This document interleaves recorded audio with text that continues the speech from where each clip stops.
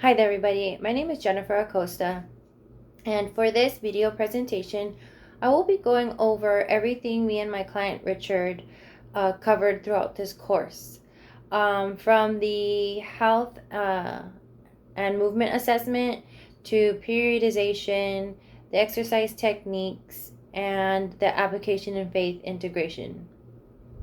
So to first start off with, I had to sit down and go over with Richard what his goals were. What would he like to do and accomplish within these 8 weeks? So we discussed everything, and he let me know that he would like to lose some body fat and gain some muscle mass. In doing so, we took his weight and went over his health history, making sure we didn't have any contraindications that might affect his workouts, which he did not, which was great. He has a really good health history. He's very physically active.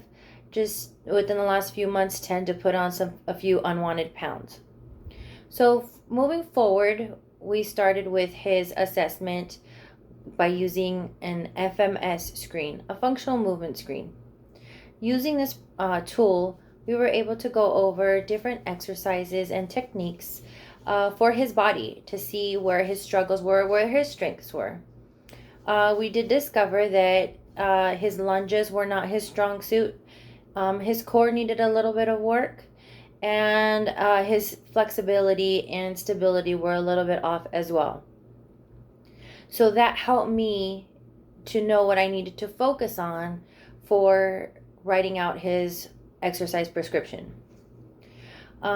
Next, when we moved on to writing everything down, we discussed periodization.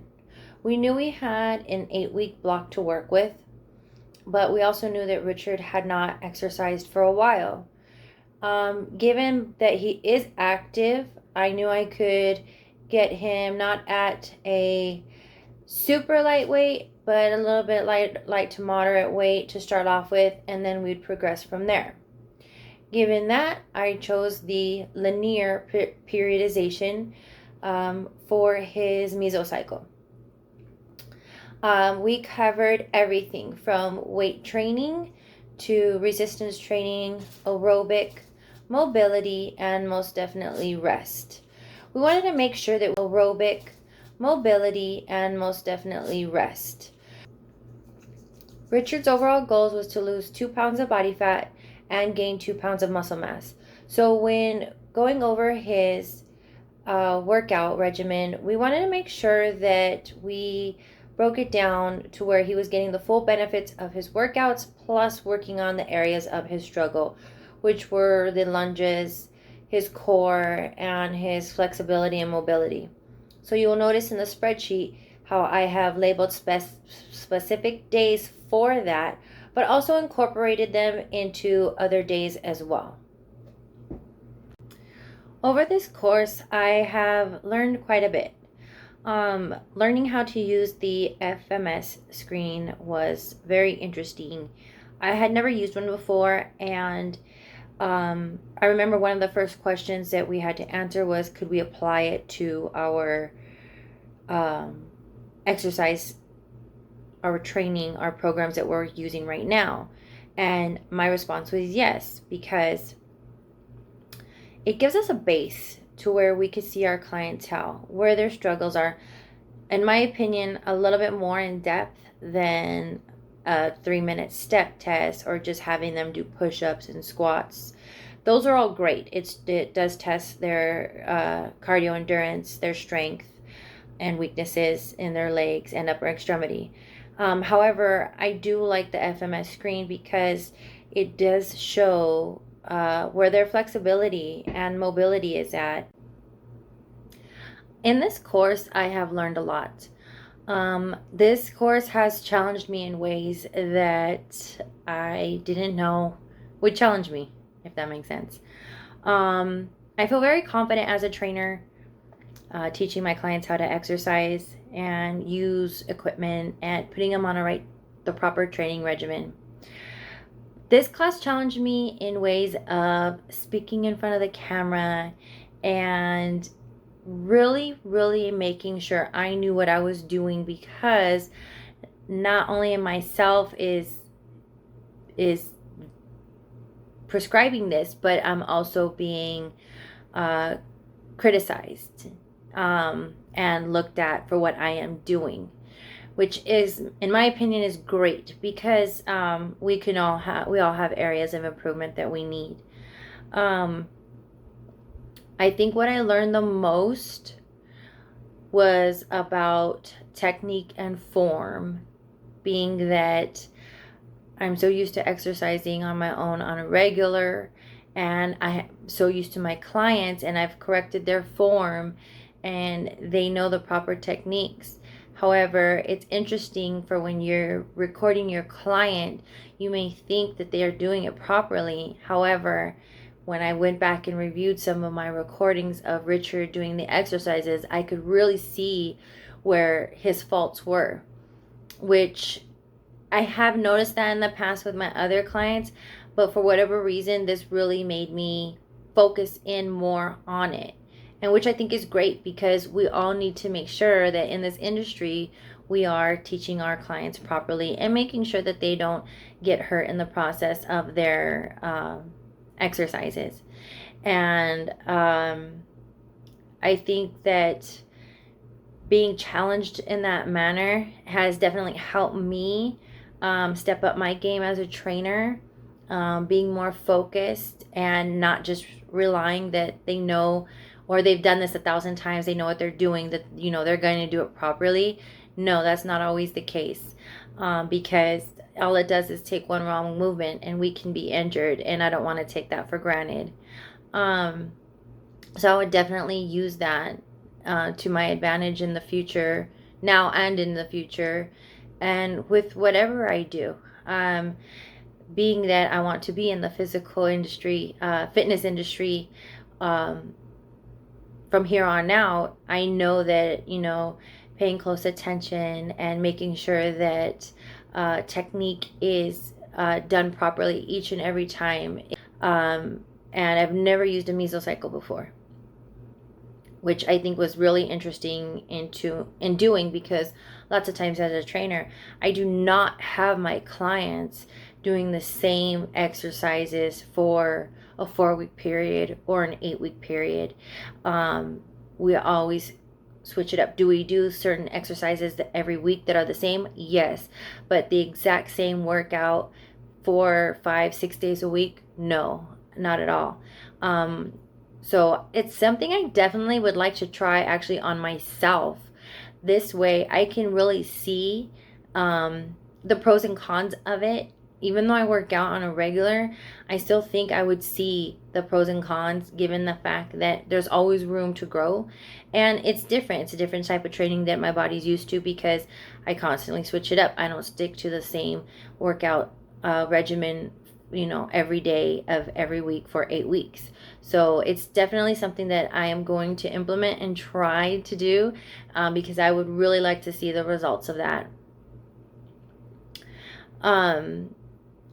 This class, being at Cal Baptist, we go to school. Many of us are believers. I know some aren't. But the fact that our teachers are, I think, is amazing. I love the fact that, we get Bible verses put into our homework, and it really does help kind of set the tone even before a test or a final. I remember going to class and we'd pray before every test, and several of the teachers here, before when you click on the quiz, they've had prayers that are there for that class or whatnot, which I think is amazing, because they're integrating their faith with their teaching at the same time, and I think it's really important. Several verses that I have read over the last several days really grabbed my attention. The one that really caught my eye, and it was so funny because I do get the verse of the day every day on my phone, and the other day I woke up and this verse was on there, and I knew that I needed to use it for this class. and it was Hebrews 10:24. And it says, "Let us think of ways to motivate one another to acts of love and good works." And I thought to myself, how perfect is that for everything that we are doing? We, in this industry, you have to care about your clientele. You have to care about what you're doing. You have to enjoy and love each moment, even though it's hard, even though, we may have clients that don't agree with what we're doing or aren't following the program to the T. And yes, it could be frustrating, or we're just having a bad day or whatnot. But when we sit here and look at what we are projecting to them, it is so important that they feel that we are on their side, like we feel that God is on our side. I think it's just really amazing how when we have our struggles and we having our off days and we pray to God, or we're talking to Jesus and we're asking him to just kind of help guide us or take the stress of the day away, whatever it may be, and we get that reassurance that everything is going to be okay. I think it's very important that we let our clients know that as well, because we're all human. We say that we want to lose these 5 pounds. We want to eat better. We want to do this competition. However, we all have our struggles. We all have our off days, and we have days that we cheat or mess up on our workout or our meal plans or whatever it may be. And they just need that reassurance that it's going to be okay. And as a personal trainer, someone in the fitness and wellness industry, you have to be motivating. You have to be loving and caring. You could be stern, but in a nice way, but they have to feel that you care, and you need to show them that you care, because honestly, they really do rely on us for that motivation for the most part. And I believe that we are kind of handpicked on, what our job is because of who we are.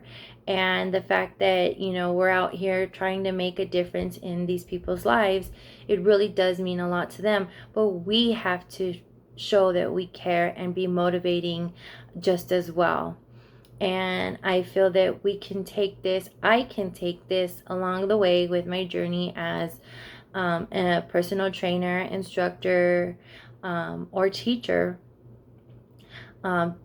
with compassion, being compassionate towards, my clients, being compassionate towards, who I speak to in regards to what their fitness journey is, what their goals are.